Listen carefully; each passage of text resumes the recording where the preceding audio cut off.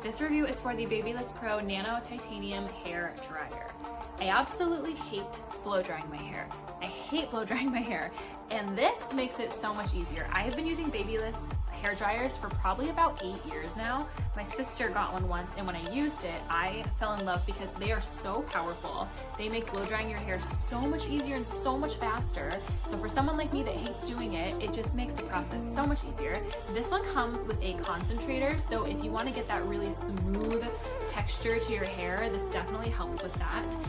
It has a hot and it has a low, medium, and high heat setting, so you can go really hot or you can just go a little bit of heat, and it also has a high and low setting for the air amount that comes out. It also has a cooling shot that you could do. I sometimes do that at the end just to kind of like set everything in place, and it keeps it nice and smooth. You also can clean out the back vent of this very easily, which kind of makes it last a lot longer. You can see I use this almost every single day. It has lasted me for about 4 or 5 years, this one, and the one before that lasted me about the same time. This is still going strong. I cannot recommend this product enough. I would not use any